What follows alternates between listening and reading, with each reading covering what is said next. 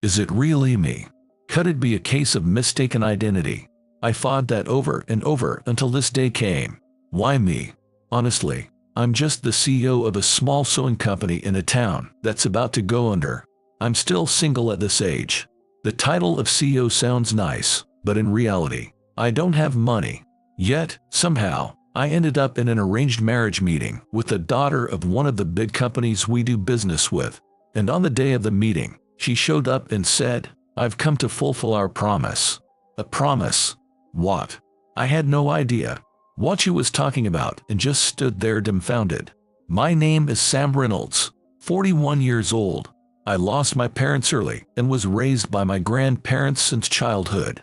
Now, I run the small sewing company I inherited from my grandfather. In recent years, the global pandemic led to emergency declarations and dramatically changed the world.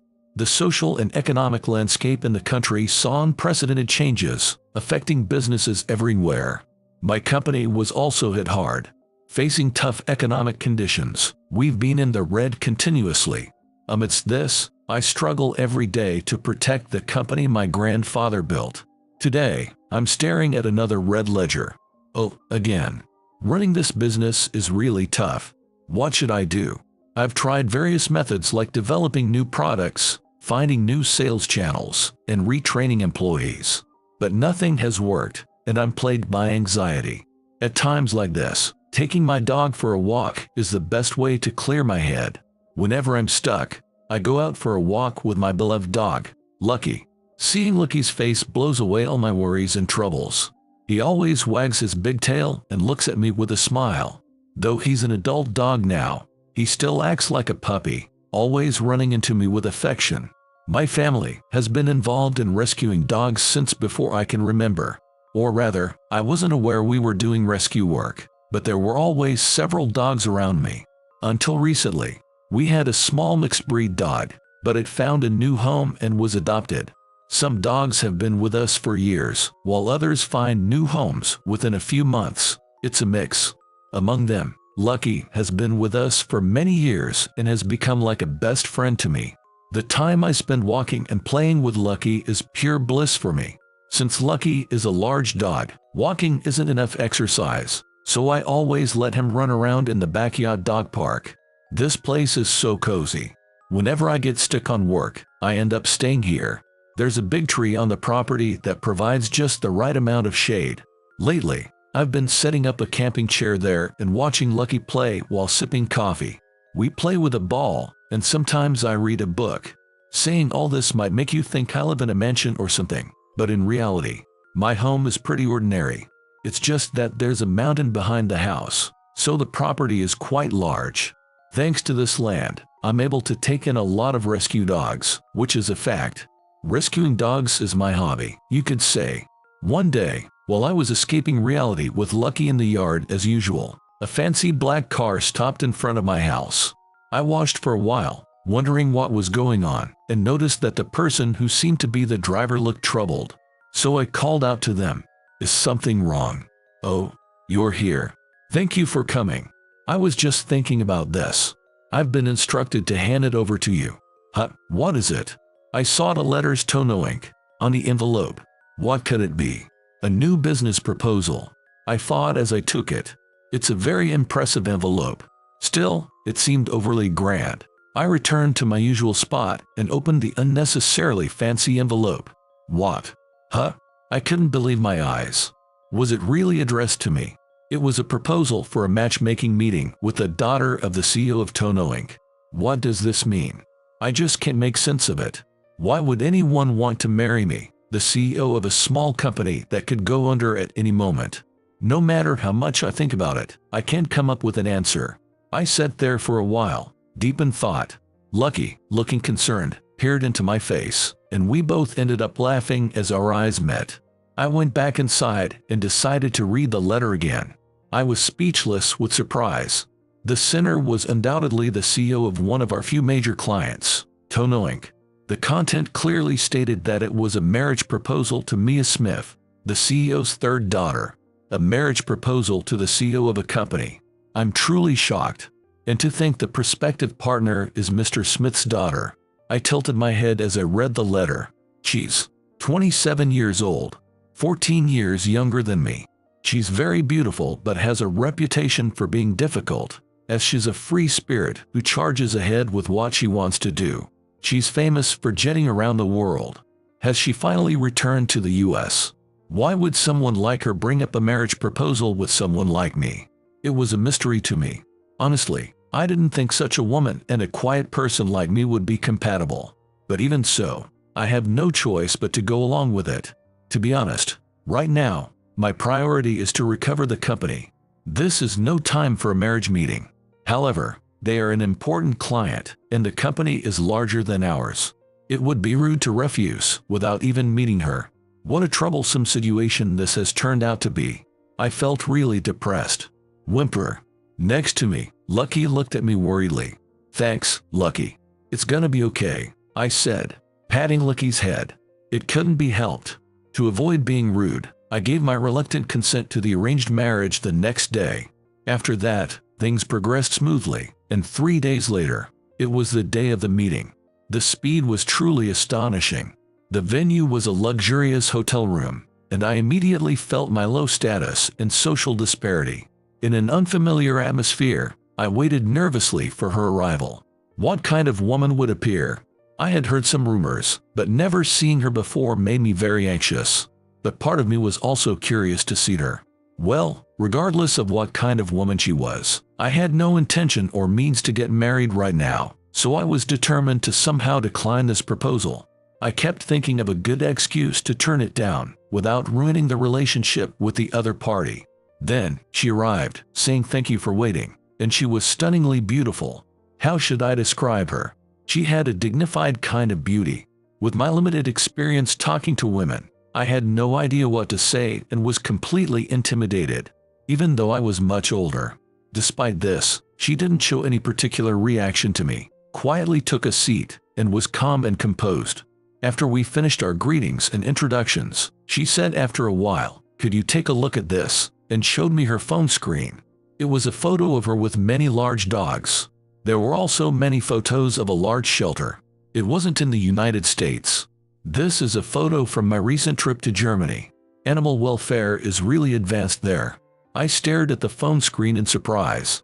For example, this facility uses a vast area equivalent to about 20 soccer fields, and animals are categorized based on their condition, such as for general adoption, seniors, outdoor use, or for parent-child pairs. The kennels are individual rooms for each dog, and the hygiene management is very thorough. I worked here for a while, and they use separate mops for each room, cleaning both wet and dry every day. It's something they can do because they have the funds, but infection control is really perfect in an environment where so many animals live. My dream is to improve the conditions for animals in the US. I see, but it sounds like it would be difficult to achieve in the US. Yes, that's true. We don't have such large spaces, and the awareness towards animals is different. But I'm thinking about ways we can create facilities like this that suit the US. She spoke with sparkling eyes. The anxiety I initially felt disappeared. It goes without saying she was a truly attractive woman. However, it didn't feel like a matchmaking meeting. It was more like a business discussion. That day, she talked endlessly about the things she loved, what she wanted to do in the future, her dreams, and we parted ways without me having much chance to speak. I thought for sure it was the end. But later, she contacted me, wanting to meet again. Did she enjoy it in her own way? Or was there some reason she wanted to continue this match? I couldn't figure out her true intentions, and a few days passed. She was really a mysterious person. Even now, thinking back, it's still a puzzle. Sure, I shared her views on animals, but it's not something I can do much about. As I was pondering this, a friend who works at an NPO called as one asked if I could temporarily take in a rescue dog. It was the usual request to foster dogs whose personalities and traits showed no issues and who seemed likely to find new families. I do this completely as a personal volunteer, so I don't take in dogs with potential health or behavioral issues, but I want to contribute to the goal of zero euthanasias in any way I can. Creating an environment where dogs and cats taken in by animal shelters can live without being euthanized is incredibly important. In fact, Many people are calling for zero euthanasia, including not only animal welfare organizations but also a growing number of ordinary citizens. However, achieving zero euthanasia is challenging in reality. To work towards a society without euthanasia, it's crucial to understand the concept of the deadline for life. This deadline refers to the time limit before dogs and cats taken in by shelters are euthanized. Specifically, this deadline is considered to be around 10 days. Animals that have been in a shelter for 10 days lose their chance to see the outside world again. Some people argue that this deadline should be abolished, but this is very difficult from a practical standpoint. The reason is that the space in shelters is limited. Since it's impossible to accommodate an unlimited number of animals, there has to be a limit on the number of days they can be kept.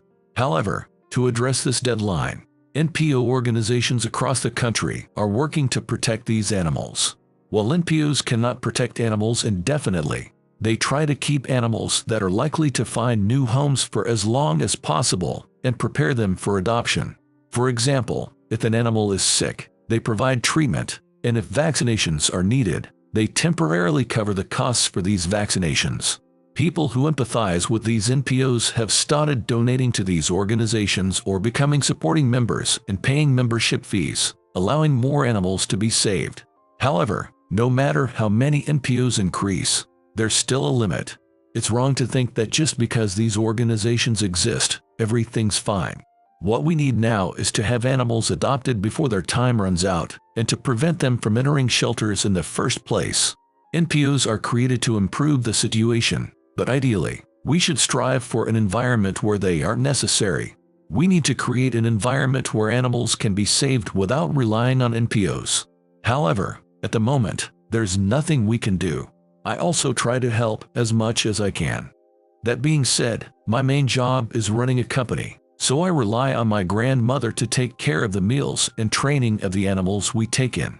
Of course, I help with heavy lifting and tasks that are difficult for one person, as well as taking them for walks and other physically demanding activities. The next day, I went to the shelter to pick up a dog for temporary care and greeted the staff as usual. It seemed more lively than usual. I looked towards the source of the commotion. I saw a woman with long hair tied back, wearing a short-sleeved t-shirt, jeans, and sneakers, working energetically.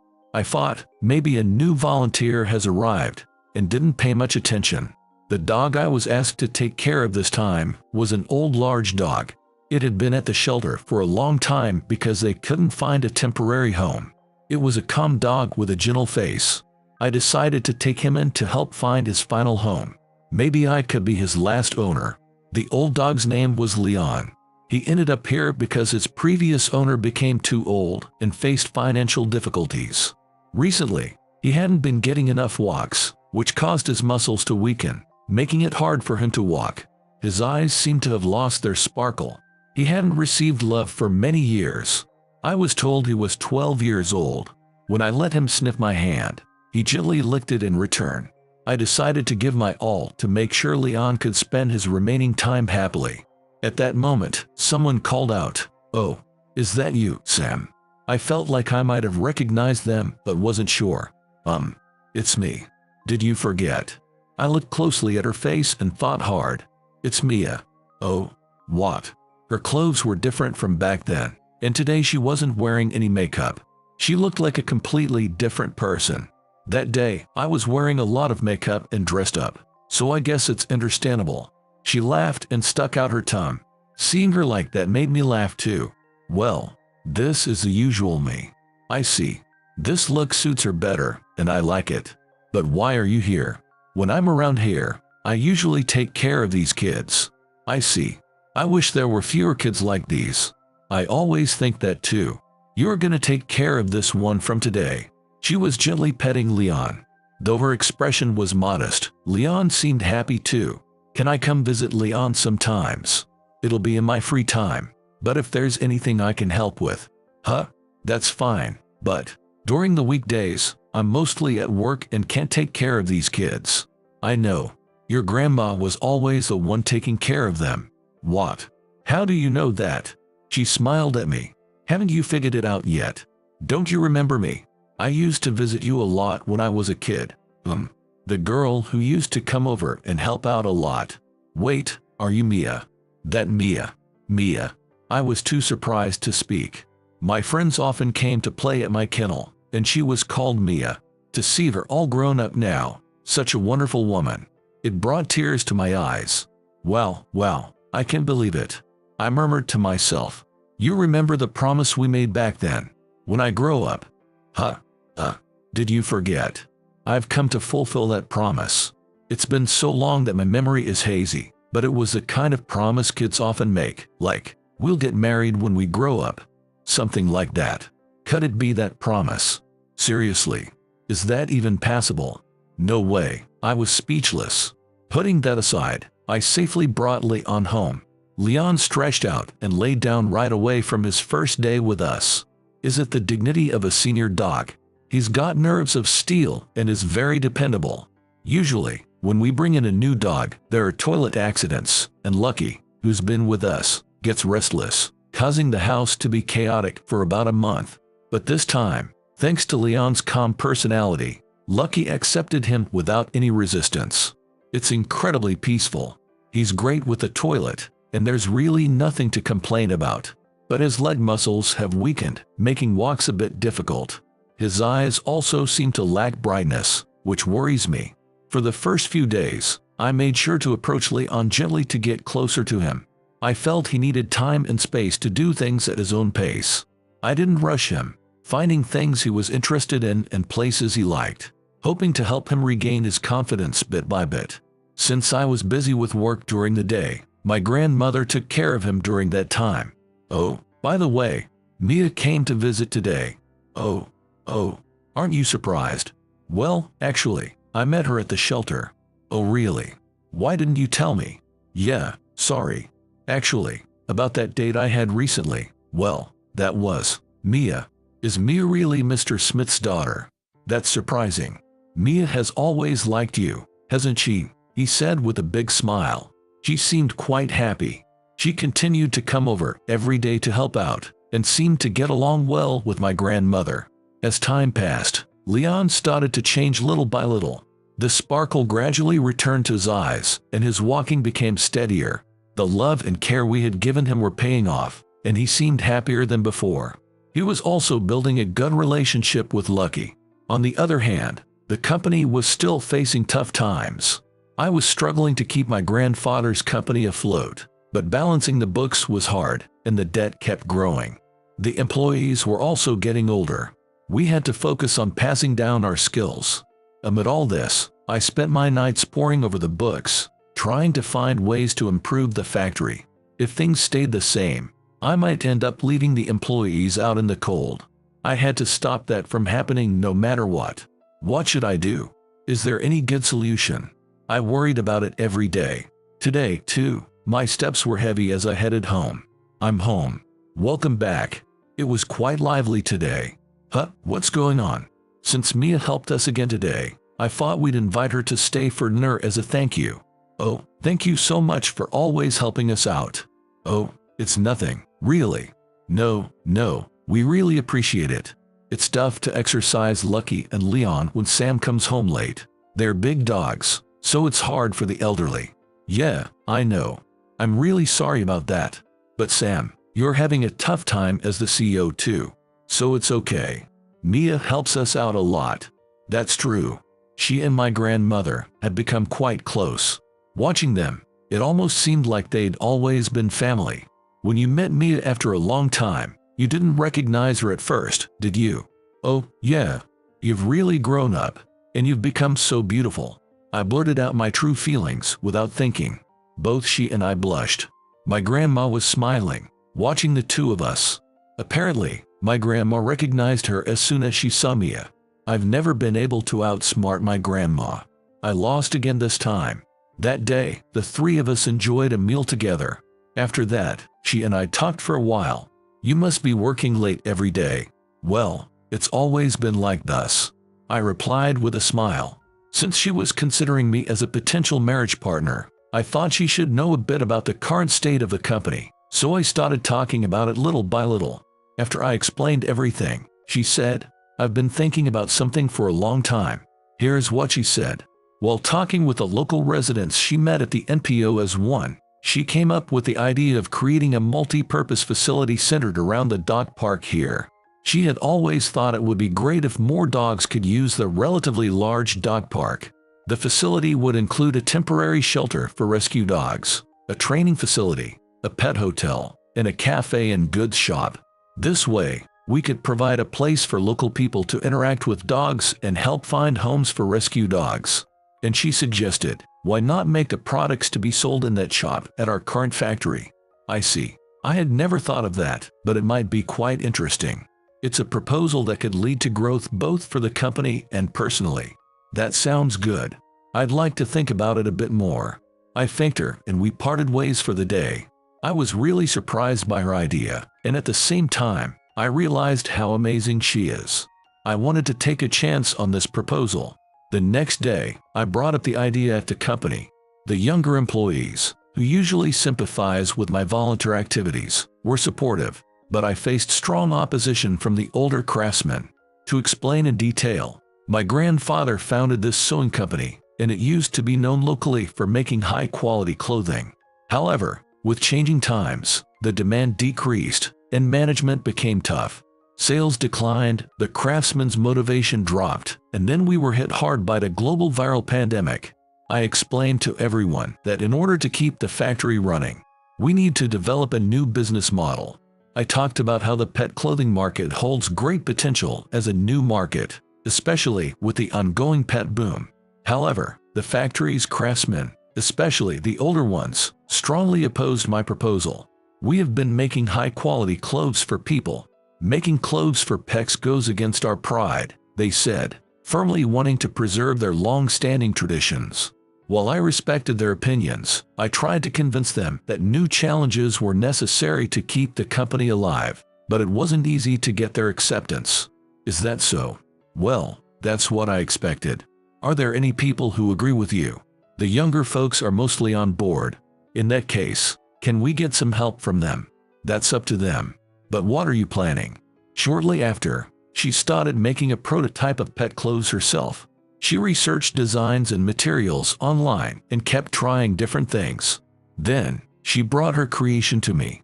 What do you think of this? I'm sure there are people who would definitely want it. What a powerful person.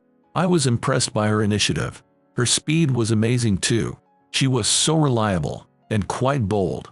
And there was no one else who would go this far for my company. She was the complete opposite of me. She had qualities I didn't possess, and they shone so brightly. I think I might like her.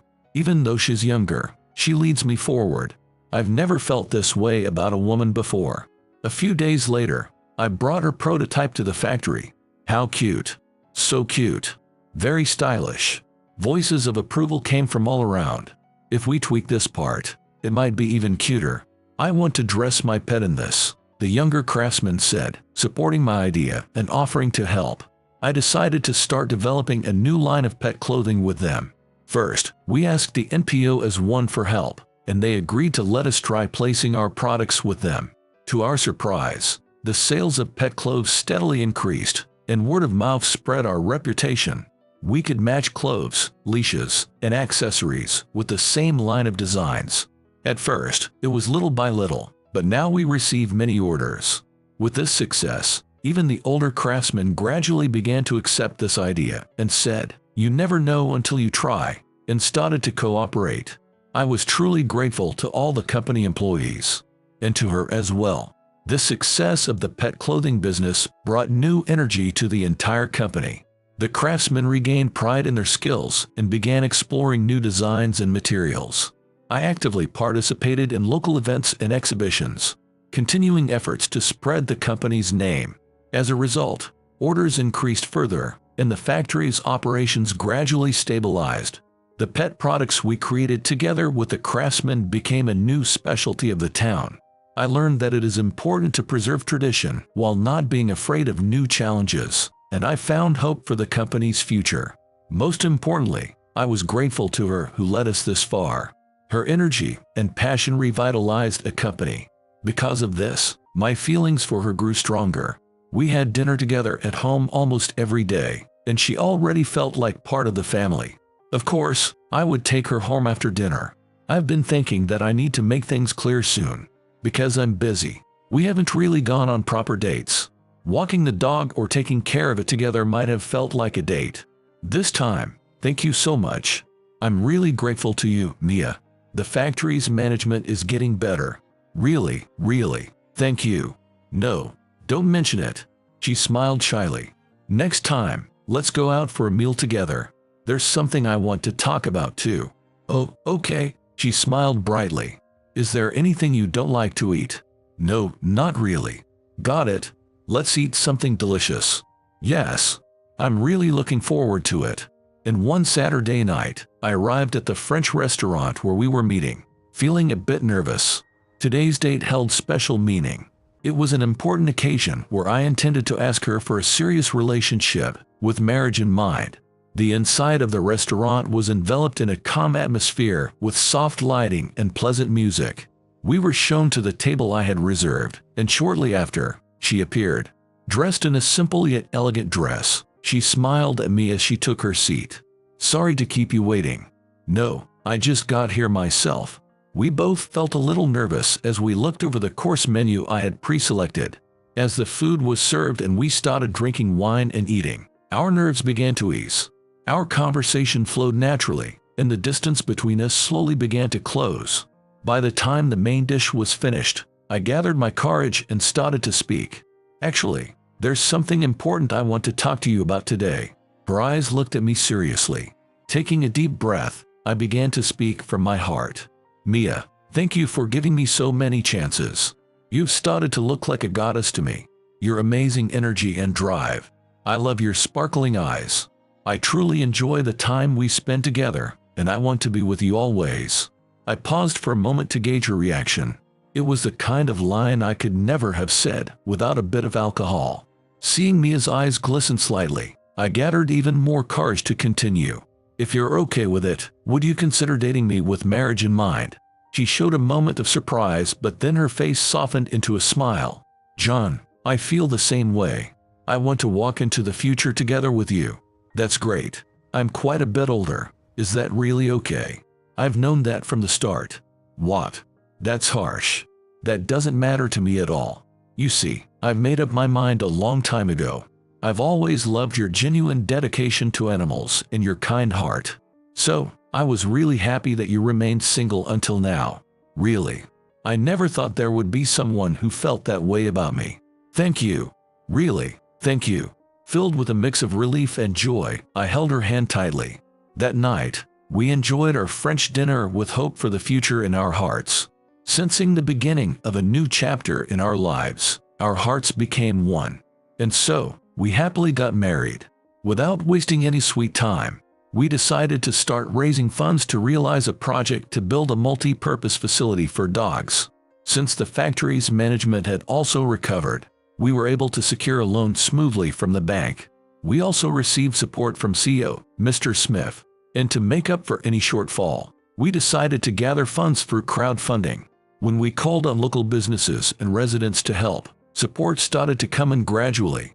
To add to our funds, we quickly set up a dog run that everyone could use and started its operation. Around that time, a pet trainer named Tom and a vet named Dr. Winters, who runs an animal hospital, became regulars at the dog run and offered to help with the project. Using their expertise and connections, we began to detail the design and operation plans for the facility. Additionally, my childhood friend, Mike, who works at the town hall, promised to support the project as part of a local revitalization effort. We faced various challenges during construction. Problems like budget overruns and delays due to bad weather piled up, but we didn't give up and kept working hard. With the support of local people and volunteers, the project gradually moved forward. Finally, the day came when the multi-purpose facility was completed. A new home for rescue dogs, a cafe where pet lovers could gather, a shop, and spaces for dog training and relaxation were all integrated into one place. It became a new community spot, attracting many visitors. We want everyone to know that it's not just a facility for dogs but a place to strengthen the bonds of the entire community. We also pledge to continue our efforts for the rescue dogs and the community in collaboration with the NPO as one.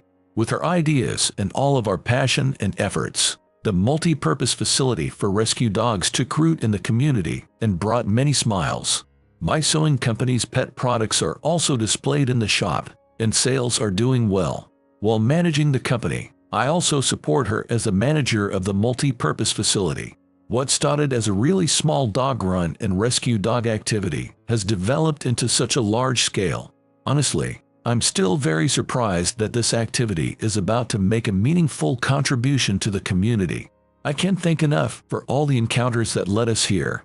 With new hopes for the future, I'm filled with happiness.